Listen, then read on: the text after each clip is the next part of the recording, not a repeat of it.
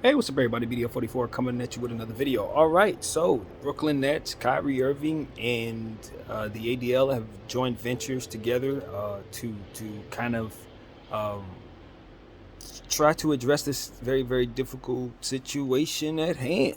So that's really what we're seeing here. Kyrie Irving and I believe the Brooklyn Nets have donated $500,000 to the Anti Defamation League. I want to get that right. The Anti Defamation League. I've never heard of them, but that is what is happening there. And I mean, for me, it's like, look, I'm listening to what people are saying. They're like, you know, I read the comment section in the on IG with the Brooklyn Nets making their 3-page declaration of what it is that they were doing. I paraphrased a little bit of it, but I just understood that they were just trying to give us the PR spiel to try to make it understood that uh, they do not stand for any Jewish hate whatsoever of any kind, and other forms of hate as well. So I respect it. You have to respect it. You just have to define it. You have to properly define it, and I think that's where the frustration comes in. But nevertheless, we're still in a place where that's just not necessarily a comfortable norm for people to have that conversation, and we just gotta wait until we're there. It's kind of frustrating waiting on progress as a black person. You know, I know this has no bearing on the civil rights movement or any sort, but just having an understanding that you know that something is right and you're waiting for everybody else to catch up, to have a taste of that, it's an empty feeling. But nevertheless, we're still bad guys for this, so we got to wear the bad guy hat. So Kyrie Irving, of course, has invested $500,000, along with the Brooklyn Nets, has said to make sure that he just kind of makes everybody feel better. I think this is what it is. You just give $500 to the field and say, "Hey, look, you guys, I kind of want to play. I still want to play ball. I still want to play basketball. So this is what I have to do to play basketball, and I keep doing it. And then you'll have the people say, "Hey, that's extortion.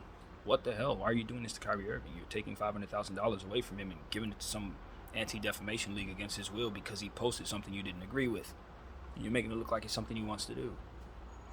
I kind of second that notion. That's how it feels. So I don't know. It is what it is, man. I just understand that if I were in his position, I'd pay it too, man. You play the game. Look, I'm not against playing the game because you want to play the game. You want to play basketball, so you got to do what it takes in the norms of today to keep on the court.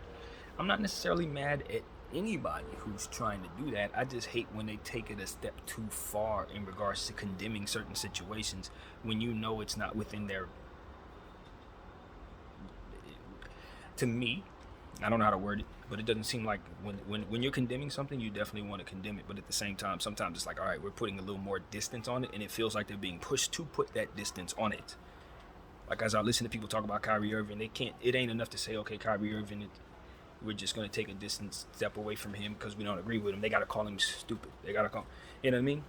Or in Kyrie's situation, it wasn't enough for them to write it up and say, you know, we're going to distance ourselves from what Kyrie posted. It was mentioned that Kyrie agreed that not everything in the documentary was true. It's just a lot of stuff. I'm like, all right, all right.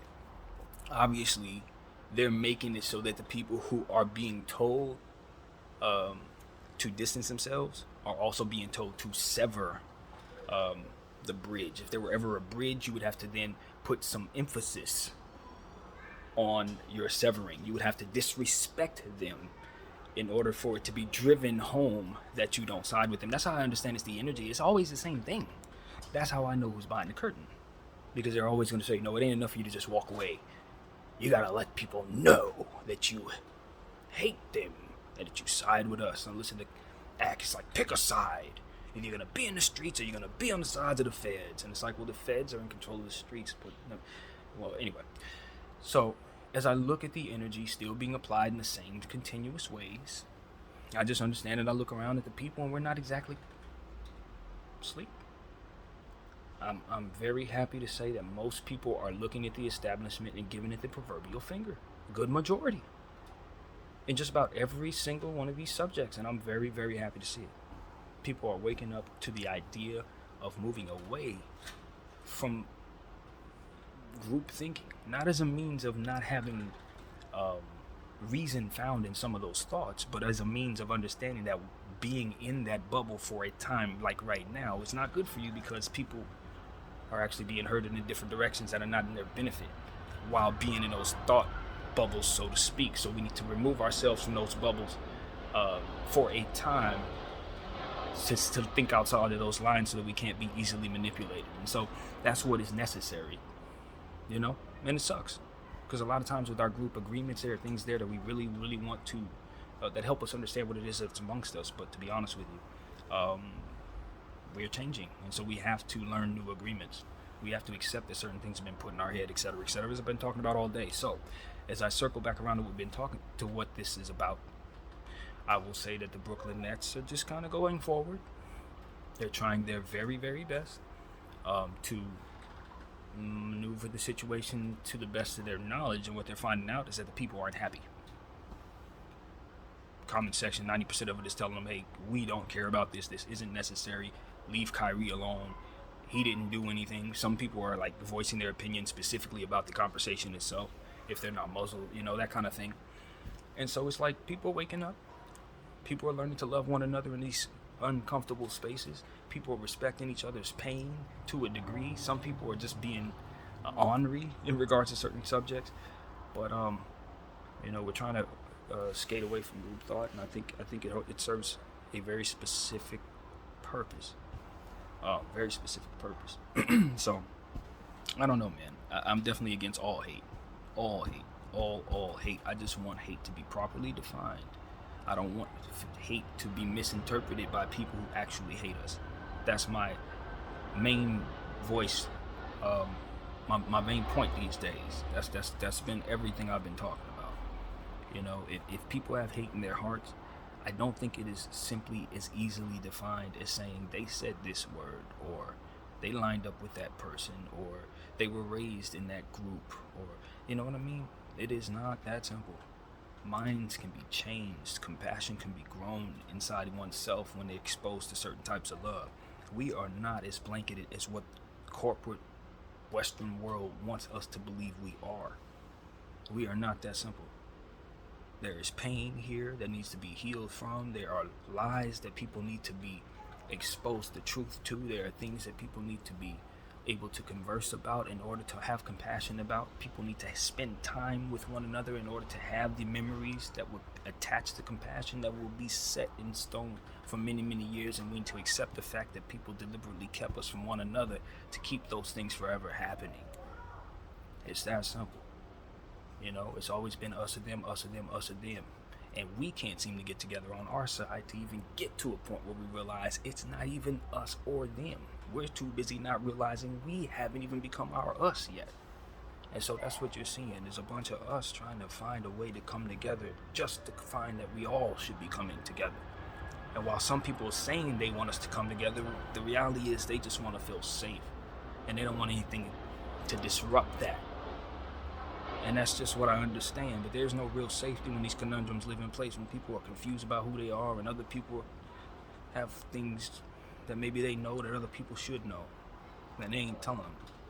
These type of things leave room for people that never quite understand how to deal with one another. And as long as we're in those spaces, we are always going to have these type of confusing moments where we look up and just not quite know what's right or wrong. But we do know that there's a problem, and we do know that it needs to be addressed. And we do know that swiping it under the rug and handling it like our forefathers handled it, with the verbiage and the patronizing nonsense that they've engaged in and they were impressed by, isn't going to work on us and our generation. So the Brooklyn Nets, I think they're doing their best, but I just think they're engaging in the same nonsense that ultimately makes people like Kyrie Irving feel bound. Make them feel like they need to stretch out and speak out and say things that maybe you don't want to hear. It's because you put them in these positions where they have to shut up and they have to spend money when they say maybe a thing or two, or post a thing or two, or whatever it is, and make them have to sever their ties with it. I don't agree. I didn't say I didn't agree. I just said I want to keep playing. I never said I didn't appreciate what it is that I post. I like what I post. I just know you don't like what I post, and I want to keep doing business with you. Can't I say that? That's the truth. That's what the people of Brooklyn actually want to hear. They don't want to hear no lies. You think they don't know those are lies? You think they don't know Kyrie doesn't want to give it $500,000? Those people want to be spoken to authentically. Us, with the Brooklyn Nets, have no idea what to do, but we definitely don't want to piss off the Jewish people because we are definitely in business with them. So please understand that we don't know what to do. So for the time being, we're going to take this $500,000 away from Kyrie Irving. We're going to give it to somebody that they want them to give it to. We're going to keep on doing business as usual because that's what's going to keep us going. God bless the Jewish people. And all of y'all too. That's all you really got to say. And then the Brooklyn Nets fan base will be like, all right, we'll hire Ime Udoka and let's get this thing going.